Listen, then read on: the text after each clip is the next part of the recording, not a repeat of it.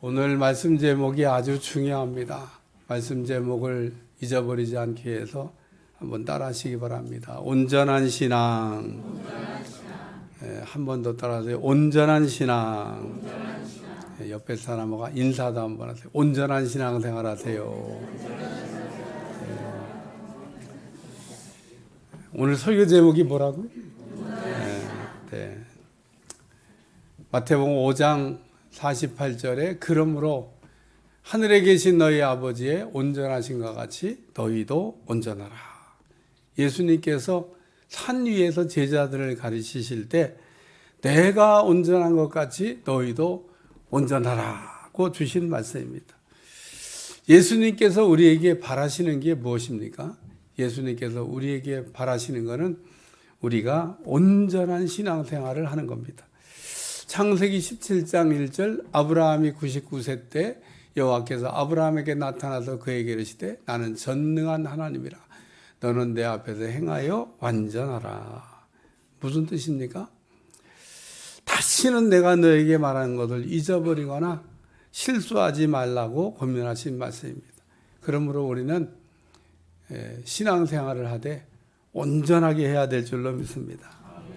성경을 여러분도 읽어보시면은 신앙생활을 온전하게 했던 사람들의 이름이 나옵니다. 민수기 32장 12절 그러나 그나스 사람 여분네의 아들 갈렙과 눈의 아들 여호수아는 여호와를 온전히 따랐느니라. 하나님께서 여호수아하고 갈렙에 대해서 말하기를 온전한 신앙생활을 했다. 그렇게 말하고 있습니다. 또 다윗이나 욥 같은 분도 온전한 신앙생활을 했습니다. 왕상 9장 4절 내가 만일 내 아버지 다윗과 행한 같이 마음을 온전히 행하고 바르게 하여 내 앞에서 행하며 내가 내게 명령한 대로 온갖 일에 순종하여 내 법도와 율례를 지키며 욥기 1장 1절 우스 땅에 욥이라 불리는 사람이 있었는데 그 사람은 온전하고 정직하여 하나님을 경외하며 악에서 떠난 자이더라. 다시 말해서 우리가 온전한 신앙생활을 해야 될 때 본받아야 될 신앙의 모델이다. 그런 얘기입니다. 온전하다 혹은 성실하다고 하는 온전이란 말은 성실하다, 순수하다는 그 뜻으로 밀랍이 없다라고 하는 라틴어에서 유래된 말입니다. 로마 사람들은 이렇게 대리석으로 이렇게 조각을 만들어서 정원에다 이렇게 놓는 걸 좋아했습니다. 그래서 어느 날 이게 조각을 하는 이제 조각가가 대리석으로 잘 이렇게 깎아서 작품을 만들었는데, 글쎄 코에 조금 이렇게 떨어진 겁니다. 귀가 조금 떨어진 거예요. 아주 조금 떨어졌으니까 그 대리석 돌가루에다가 밀랍을 섞어가지고 이렇게 성형수술 하듯이 이렇게 떼어놓은 겁니다. 그리고 사실은 하자가 있는 작품이니까 제값 받을 수는 없고 싸게 이렇게 시장에다 내놓으니까 사람들이 야 이거 왜 이렇게 싸냐 그래가지고 자기 정원에다가 탁 갖다가 멋있게 진열해 놨는데 날씨가 막 더워진다든지 혹은 바람이 막 세게 불 때 그 부셔놨던 게 뚝 떨어지는 거예요. 그러므로 이 밀랍이 없다고 하는 이 라틴어는 온전해야 된다고 하는 말인데 우리가 하나님 앞에 신앙생활할 때 하나님을 섬기는 일에 눈가림이 없어야 된다. 그런 얘기입니다. 그런데 우리 가운데 어떤 사람들을 보면 겉으로 보면 신앙생활을 잘하는 것 같은데 실제로는 온전하지 못한 신앙생활하는 분들이 있습니다. 아직 덜 자란 아이처럼 말 한마디에도 막 섭섭하다 그러고 상처를 받는 사람도 있고 어떤 때는 이렇게 보면 예수님 믿는 건지 안 믿는 건지 이렇게 구별이 안 갈 때가 있는 그런 사람이 있습니다. 우리는 모세 그러면은 아주 믿음이 좋은 분 이렇게 생각을 하는데 근데 하나님이 모세에 대하여 넌 믿음이 없다. 그리고 말씀하신 적이 있습니다. 민수기 20장 하나님께서 모세에게 명령하시기를 반석을 명하여 물을 내라 이렇게 얘기했는데 이스라엘 백성들이 물이 없다고 원망하고 불평한 소리를 듣고 참지를 못해가지고 반석을 지팡이로 2번 내리쳤던 사건이 있습니다.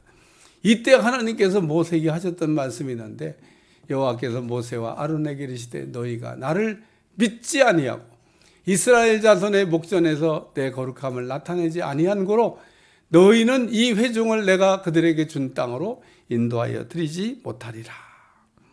하나님께서 모세에게 분명히 반석을 명하여 물을 내라고 그랬는데 모세가 믿음이 없어 반석을 2번 내리신 사건으로 해서 하나님의 거룩함을 드러내지 못했다는 말씀입니다.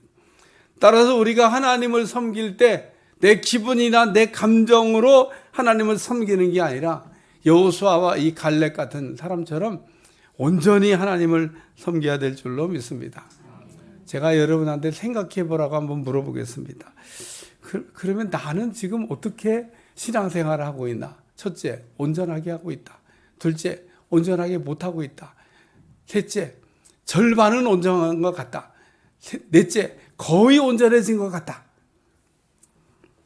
여러분, 그 첫 번째 말씀처럼 온전하게 하고 있다 그러면 우리가 밀전병을 붙일 때 앞뒤를 익혀야 되는 것처럼 앞뒤를 잘 익힌 것과 같이 신앙생활 하는 거. 그게 온전한 겁니다. 근데 온전하지 않은 사람이 있습니다. 밀전병을 앞도 안 읽었고 뒤도 안 읽었어. 어떻게 먹을 수 있어요? 밀전병을 먹는데 앞도 안 읽었어. 아직 뒤도 안 읽었어. 먹을 수 있냐고. 못 먹는다니까.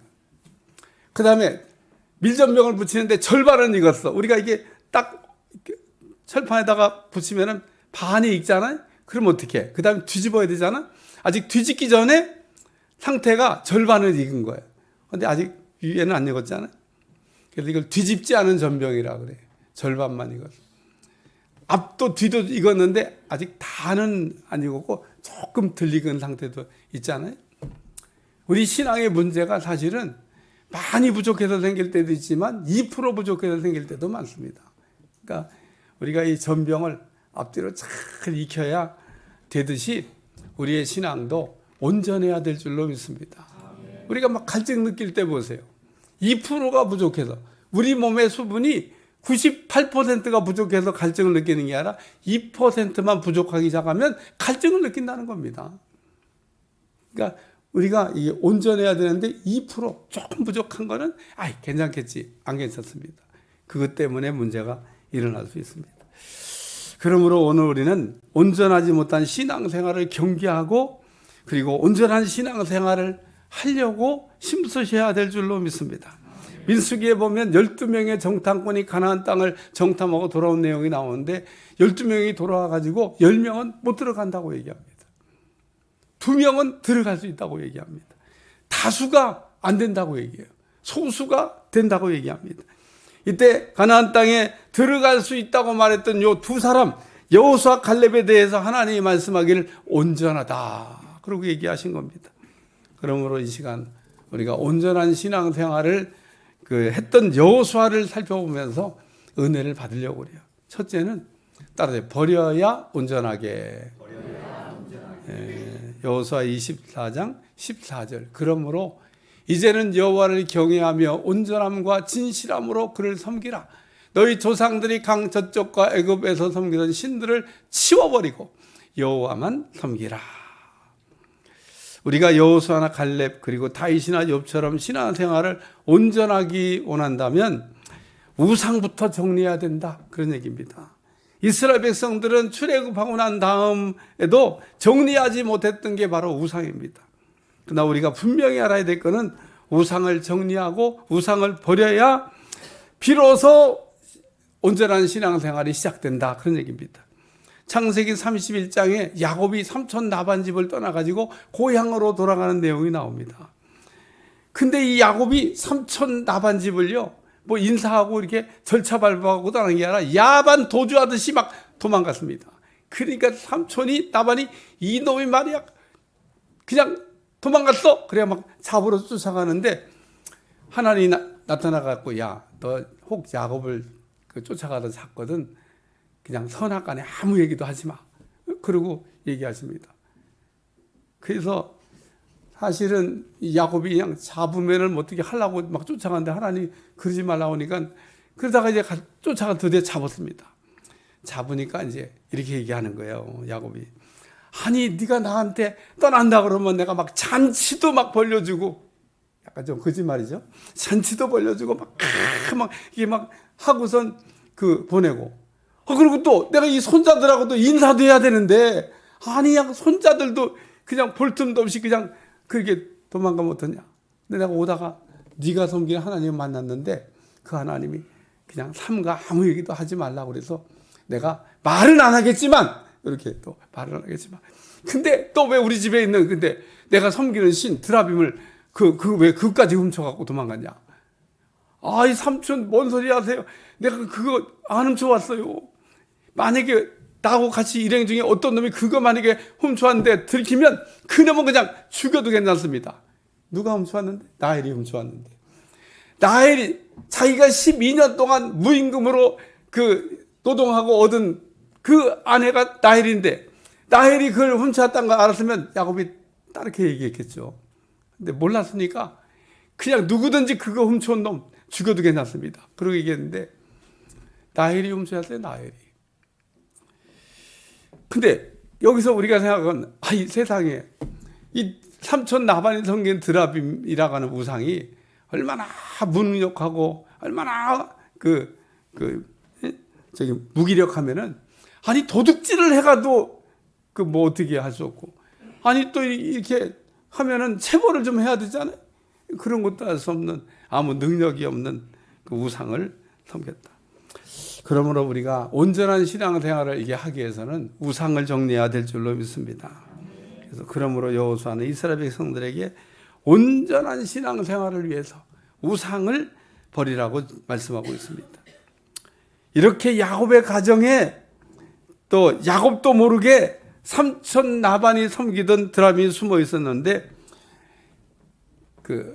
야곱이 베델로 올라갈 때 세겜이라는 곳에서 그 모든 우상을 땅에다 묻고 이렇게 올라가게 됩니다. 그런데 400년이 지난 후에 여호수아가 다시 또 이 세겜에서 이스라엘 백성들에게 우상을 버릴 거를 지금 이야기하고 있는 겁니다.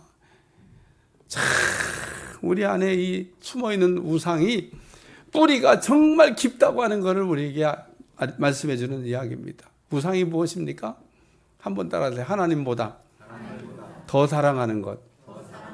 여러분, 하나님보다 더 사랑하는 것은 무엇이든지 그게 우상이라는 겁니다.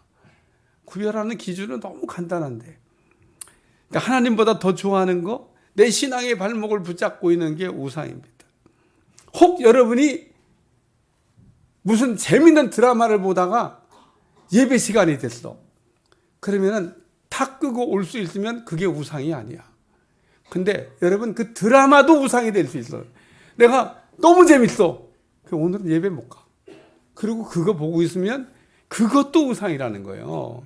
형체가 있든 형체가 없든지 간에 하나님을 사랑하는 것보다 더 사랑하는 거 우상이 되는 겁니다.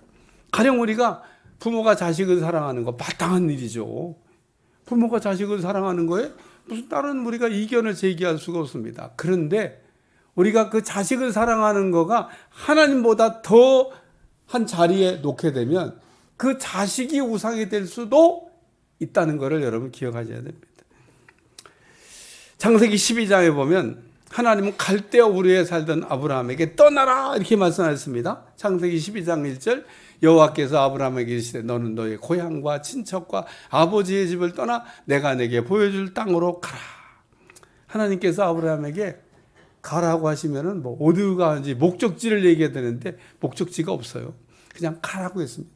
근데 아브라함이 하나님이 떠나라 그런 그 말씀을 듣고 갈 바를 알지 못하고 순종하여 갔다. 그리고 성경은 말씀하고 있어요.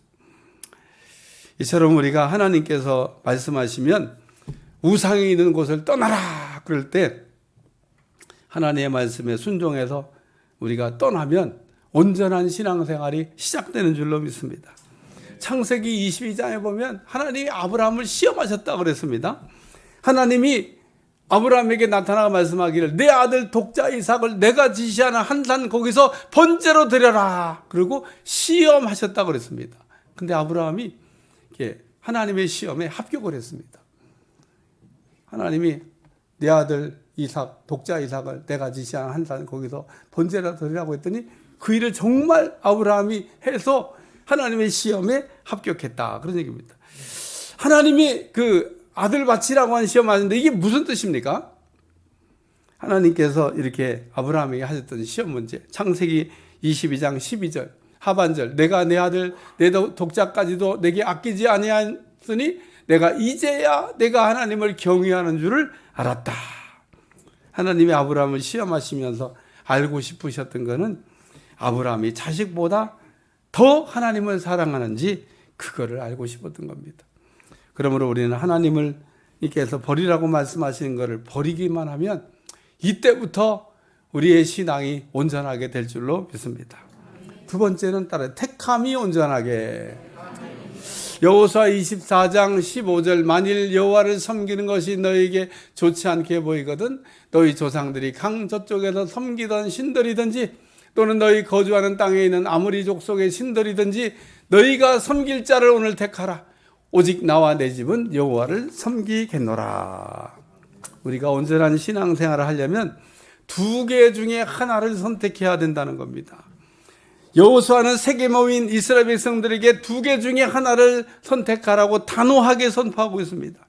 열왕기상 18장에 보면 엘리야가 바알과 아세라 섬기는 선자들과 영적 전쟁하는 내용이 나오는데 아합이라고 하는 왕이 이스라엘 땅에 비가 오지 않는 이유가 요 엘리야 너 때문에 지금 비가 안 온다 얘기합니다. 그러니까 엘리야가 나 때문에 비가 안 오는 게 아니고 왕 당신 때문에 이 땅에 지금 비가 안 오는 겁니다. 당신이 우상 숭배라니까 그러니까 비가 안 오는 겁니다. 그랬더니 이스라엘 땅에는 바알과 아세라 선지는 850명의 선자를 불러 모아가지고 영적 전쟁을 엘리야가 하게 합니다.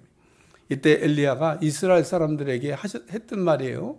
열왕기상 18장 21절 엘리야가 모든 백성에게 가까이 나아가 이르되 너희가 어느 때까지 둘 사이에서 머뭇머뭇하려느냐.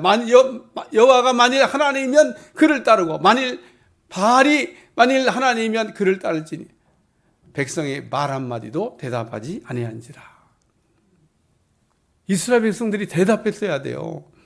우리의 신은 바알과 아세라가 아니고 하나님입니다. 우리가 하나님만 섬겼습니다. 이렇게 얘기해야 되는데 대답을 못해.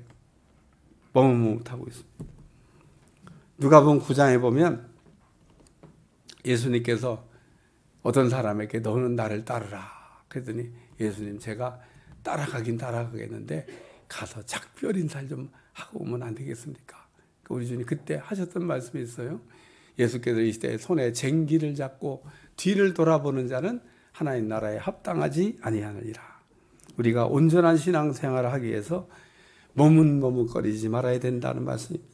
또 예수님께서 우리에게 말씀하시기를 두 주인을 섬길 수가 없다. 마태복음 6장 24절 한 사람이 두 주인을 섬기지 못할 것이니 혹 이를 미워하고 저를 사랑하거나 혹 이를 중히 여기고 저를 경히 여김이라. 너희가 하나님과 재물을 겸하여 섬기지 못하느니라.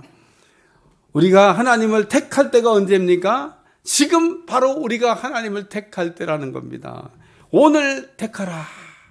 그리고 우리가 택할 때 주의할 점은 좋은 쪽을 선택하시기를 주여 축원합니다. 왜 우리가 좋은 쪽을 택해야 되냐? 우리가 좋은 쪽을 택하면 영원히 빼앗기지 아니하지만은 나쁜 쪽을 택하면 언젠가는 포기하고 언젠가는 버려야 된다는 거예요. 우리 앞에는 두 가지의 길이 놓여 있습니다. 죽는 길과 사는 길이 있고 복을 받는 길과 망하는 길이 있습니다. 여러분 어떤 길을 택하시겠습니까? 당연히 여러분들이 좋은 길을 택한다 그러겠지만 그렇지 않은 사람들 세상에 너무 많이 있다는 겁니다.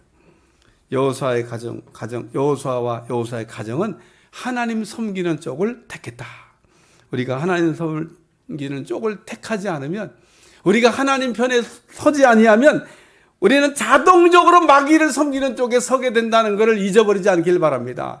우리가 어디 중간지대가 없습니다. 하나님을 택하든지 마귀를 택하든지 해야 되는데 당연히 하나님을 택해야 돼. 하나님 택하지 않잖아요. 이스라엘 백성들이 둘 중에서 갖고 어디로 가야 되지? 바알과 아세라를 섬겨야 돼? 하나님 섬겨야 돼? 대답 못하고 있잖아요. 오늘 우리도 그렇게 대답 못하고 있는 사람이 있을 수 있습니다. 머뭇머뭇거려. 어떻게 해야 돼? 뭘 어떻게 해야 돼요? 하나님을 택해야죠. 마태복음 4장에 예수님이 시험했던 마귀를 보세요. 예? 마귀가 그 천하만국의 영광을 다 준다고 유혹하지 않았습니까? 이 땅에서 조금 편하게 조금 잘 살아보려고 하다가 영원한 사람이 되지 않기를 주여 축원합니다. 세 번째는 따라 체험이 온전하게. 우리가 신앙생활을 체험이 있어야 된다는 겁니다. 여호수아 24장 31절 이스라엘이 여호수아가 사는 날 동안과 여호수아 때에 생존한 장로들 곧 여호와께서 이스라엘과 행하신 모든 일을 아는 자들이 사는 날 동안 여호와를 섬겼더라. 여호수아는 110세에 죽었습니다. 이스라엘 백성들은 여호수아와 그리고 신하의 원로들이 살아있는 동안에는 하나님을 섬겼는데 이들이 다 죽은 후에는 하나님을 섬기지 않았다고 하는 말씀입니다. 왜 그랬을까?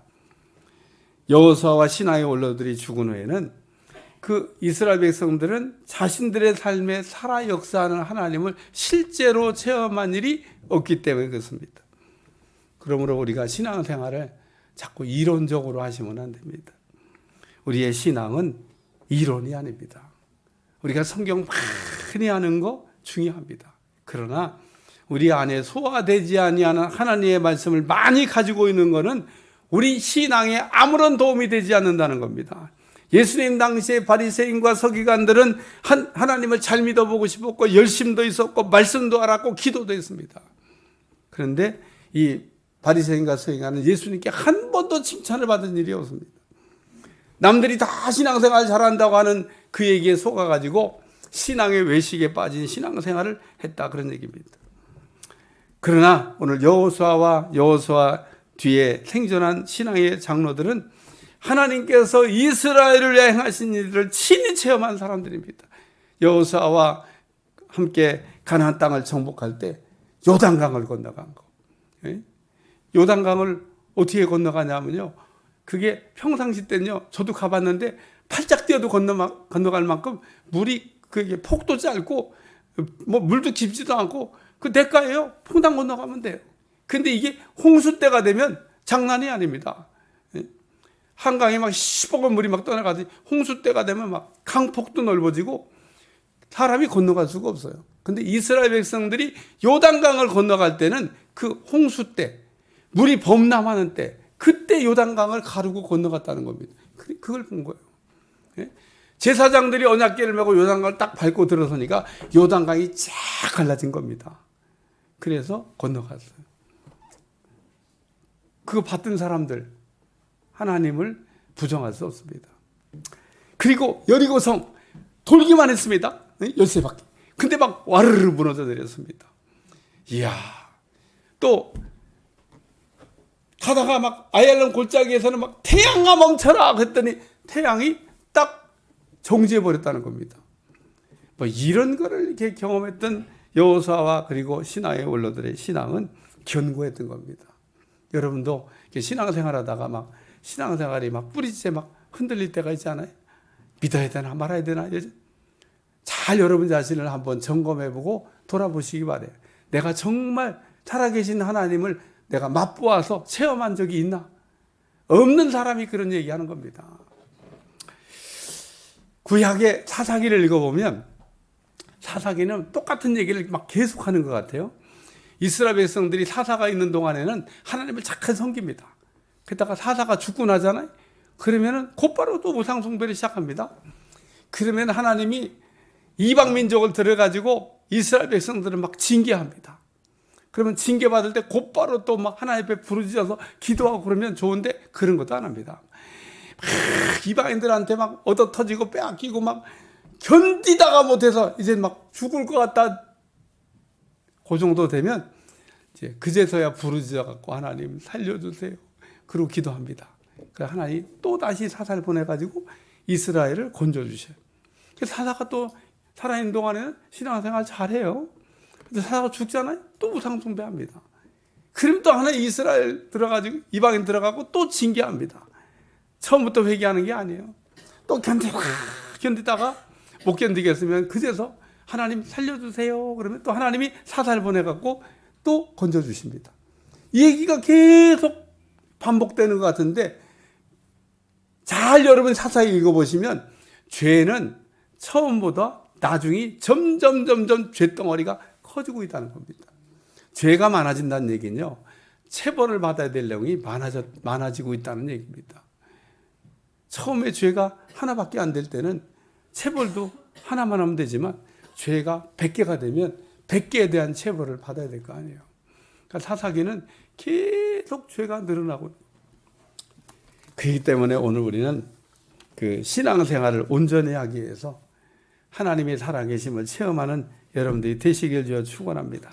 여러분, 하나님의 말씀을 읽다가 트라이, 말씀을 붙잡고 이 말씀이 정말 그대로 되는지 한번 여러분 트라이 해보시고, 그 말씀이 정말 그대로 된다고 하는 것을 여러분 증명해 주시면 프루브도 체험적인 신앙으로 무장하시길 주여 축원합니다.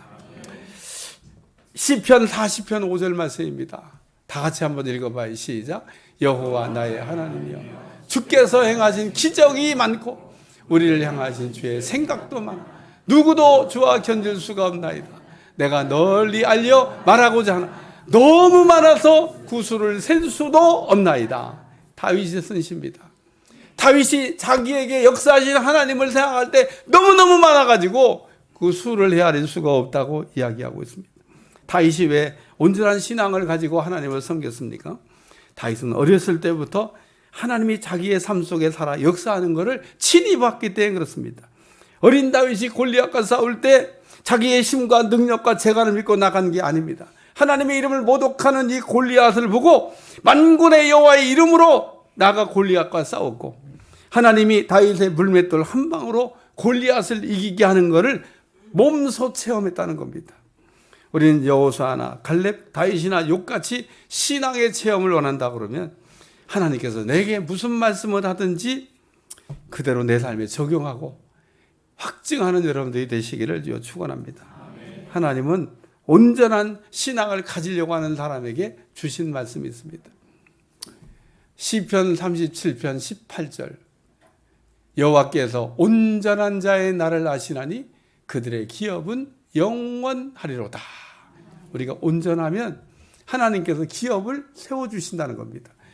온전하게 행하는 자가 의인이라 그의 후손에게 복이 있느니라. 온전하게 행하면 후손들이 복을 받는다. 만군의 여호와가 이르노라 너희의 온전한 11절, 여기 온전한 11절을 창고에 들여 나의 집에 양식이 있게 하고 그것으로 나를 시험하여 내가 하늘문을 열고 너에게 복을 쌓을 곳이 없도록 붙지 아니하나 보라. 목사님, 저 11조 하는데 왜 저는 복을 못 받을까요? 온전한 11조가 아니니까 그런 겁니다. 하나님의 말씀에 온전하게 드리라고 얘기하잖아요. 온전하지 않은 11조를 드리면서 매일 하나님께 원망불평해요. 누구는 복을 받는데 나는 왜 복을 못 받냐. 결론적인 말씀입니다. 우리가 여호수아처럼 온전한 신앙을 갖기 위해서는 우상만 버리면 됩니다. 하나님보다 더 사랑하는 거, 하나님보다 더 좋아하는 거, 내 신앙의 발목을 붙잡고 있는 걸 정리하면 이때부터 우리의 신앙이 여호수아처럼 온전하게 되고 또 온전할 때 주시는 축복도 받아 누리게 될 줄로 믿습니다. 또 여호수아처럼 우리가 하나님을 섬기는 걸 선택하면 우리가 온전하게 된다는 거예요. 하나님을 섬기는 게 그게 온전하게 되는 길인 겁니다. 그리고 우리가 여호수아처럼 온전한 신앙을 계속 유지하려고 한다 그러면 하나님의 말씀이 내 삶에 그대로 이루어지는 것에 대한 체험 신앙을 가지시기를 축원합니다. 기도하겠습니다. 오늘도 우리가 온전한 신앙으로 거듭나게 하여 주시고 우리의 신앙이 온전해질 수 있도록 축복해 주시며 버릴 것을 버리게 도와주시고 날마다 우리가 우상을 정리할 수 있도록 도와주시며 하나님을 선택하게 도와주시고 또 하나님의 말씀을 살아 역사하는 걸 친히 볼 수 있도록 축복해 주옵소서. 예수님의 이름으로 기도합나이다.